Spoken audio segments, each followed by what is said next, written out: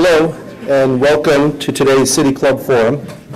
My name is Ralph Delarada, and I have the pleasure of serving as the president of the City Club of Cleveland this year. The City Club of Cleveland was established in October of 1912.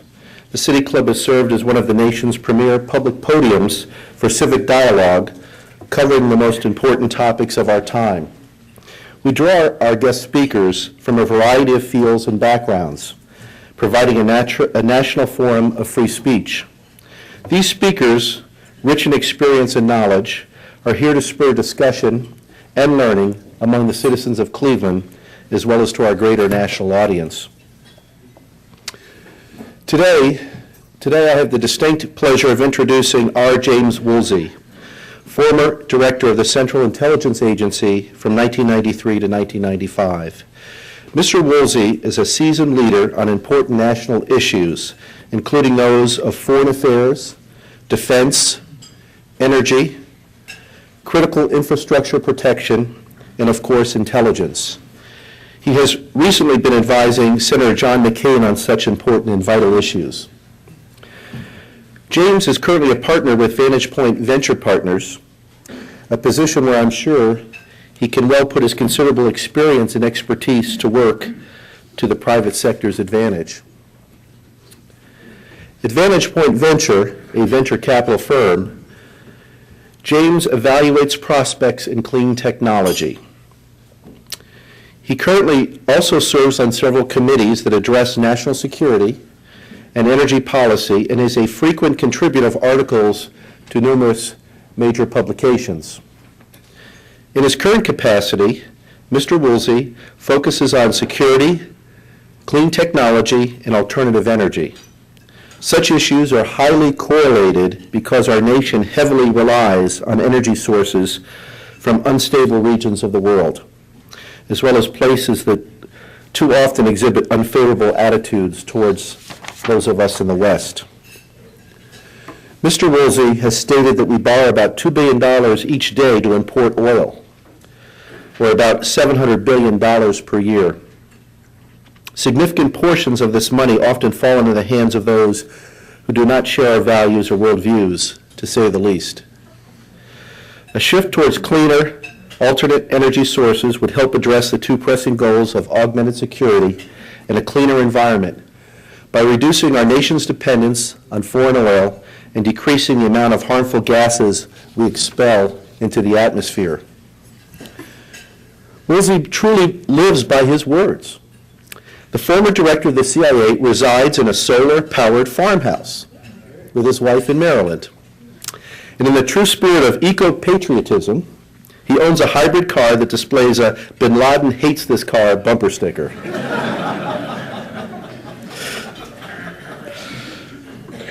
Mr. Woolsey's strong-held beliefs are not at all liberal in today's sense of the word. Many consider him to have neoconservative and hawkish views. For example, he has recently stated that he would again support ousting Saddam Hussein even if Iraq did not have one drop of oil.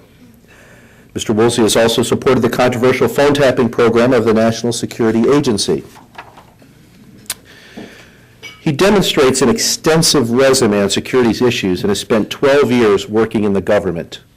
During his military service in the U.S. Army, he served as advisor to the U.S. delegation to the Strategic Arms Limitation Talks, many of us know as SALT I, from 1969 to 1970.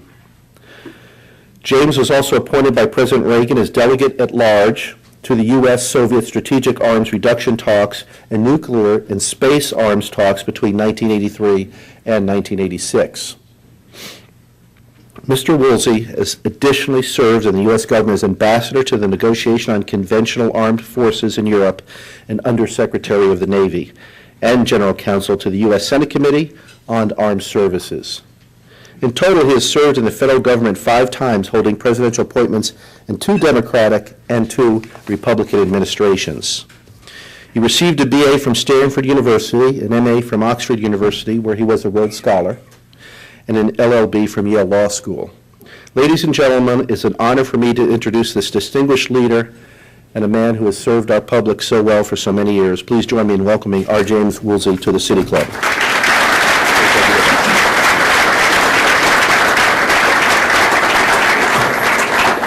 Thank you. Well, I was deeply honored to be asked to be with you at this very distinguished club. This tradition's going back nearly a century now. But tell you the truth, since I spent 22 years as a Washington lawyer, and I spent some time out at the CIA in the Clinton administration, I'm actually honored to be invited into any polite company for any purpose at all. I sometimes get asked why I kept giving up a perfectly fine law practice all those times to go into the government so many times, and some of you here have worked for the government. You know why one does the government gigs. It's because of the public appreciation, right? I had a pretty good example of that public appreciation when I'd been at the CIA about 8 months. My wife and I, who were classmates in college at Stanford, decided we'd take 3 or 4 days off for the first time from that 24/7 job and cash in some old frequent flyer miles, fly out to California, see old friends, go to the homecoming game, relax for a few days. Well, the first thing that happened was my chief of security at the CIA said, actually, Mr. Director, we want Mrs. Woolsey to go on a different flight because we can't have anybody named Woolsey on the flight. I said, but wait a minute, my name's Woolsey. And he said, oh, no, sir, you need to fly an alias. And, of course, my first thought was, uh-oh, there go the frequent flyer miles. So my 2 security men and I go out to Dulles Airport, and as we got on the plane, they stop by the cockpit, show the pilot, chief flight attendant they're carrying weapons that they're authorized to by the federal government. We go back to the back row of coach, those 3 seats right in front of the bulkhead where you can't even lean back. I'm in the middle seat between these 2 huge guys, sort of like this, fly out to California. As we get off the plane, the flight attendant comes over and whispers something to one of my security men, and he just cracks up. And since he was a big stolid guy, I was sort of surprised. So I said, Murph, what's so funny? He said, you know what you just said? She said, you know, I've been on these flights for 20 years, and that is the politest and best behaved prisoner that we have ever had.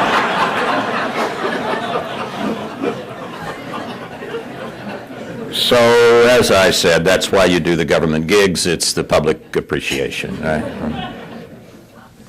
Let me say a few words about the energy dilemma we find ourselves in, and it's a multifaceted dilemma. Let's look at the 2 biggest energy sectors in the United States, the generation of electricity on the one hand and the transportation sector on the other. The electricity sector is 51% coal and the rest nuclear, natural gas, hydro, and a little bit of renewables. Oil, however, absolutely dominates transportation. 97% of our transportation is fueled by oil in one way or another. And we have 2 types of problems facing us in this current era with respect to both of these energy sectors. One of my colleagues in Booz Allen, where I used to be a partner, used to call this malignant and malevolent problems. And it's a pretty good distinction. Malignant problems are problems that we're not trying to create, but that come about either through the fragility of a system and disturbances in it or some interaction of that sort. And sometimes called a butterfly effect theory. Butterfly flutters its wings on one side of the world. The ecosphere is a complex system, creates cascading changes and currents, and you get a tornado on the other side of the world. Well, it may seem kind of hypothetical until you realize that here in Cleveland in August of '03, you had a summer storm and a tree branch touched a power line. Within 9 seconds, some 50 million consumers in the northeastern United States and eastern Canada were out of electricity, some for several days, billions lost to the American and Canadian economies. Now, I guess we tried there to take a leaf from the book of the South Park kids briefly and to blame Canada. But the Canadians, in their polite way, pointed out to us that Cleveland is in fact south of Lake Erie, not north. And we kind of had to own up to the fact that it had been our tree branch and our power lines.